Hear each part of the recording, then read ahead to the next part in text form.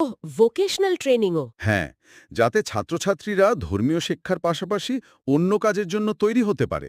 আরেকটা খুব সেন্সিটিভ কিন্তু গুরুত্বপূর্ণ বিষয় হলো এই যে উগ্রপন্থা বা সন্ত্রাসবাদের ভুল ব্যাখ্যা দেওয়া হয় ধর্মের নামে। হ্যাঁ, এটা তো খুব চিন্তার বিষয়।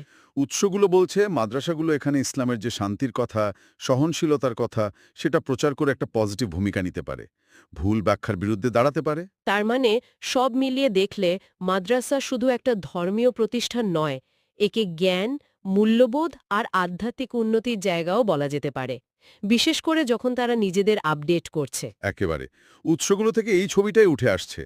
আজকের এই টেকনোলজির যুগে যেখানে তথ্যের বন্যা কিন্তু হয়তো জ্ঞানের বা নৈতিকতার অভাব বোধ হচ্ছে, সেখানে মাদ্রাসার মতো প্রতিষ্ঠানগুলো একটা বিশেষ রোল থাকতে পারে।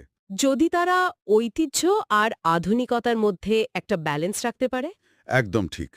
যদি সেই ভারসাম্যটা থাকে। তাহলে আজকের আলোচনা থেকে একটা জিনিস বেশ পরিষ্কার হলো, মাদ্রাসা শিক্ষাই হোক বা আধুনিক সাধারণ শিক্ষা, দুটোই সমাজকে এগিয়ে নিয়ে যেতে পারে। নিশ্চয়ই। কিন্তু সবচেয়ে বড় প্রশ্নটা মনে হয় থেকেই যাচ্ছে, এই দুই ধরনের শিক্ষাকে কিভাবে একসাথে মেলানো যায়। মানে এমন একটা মেলবন্ধন যা ব্যক্তির নিজের জন্যও ভালো হবে, আবার সমাজের উন্নতির কাজেও লাগবে।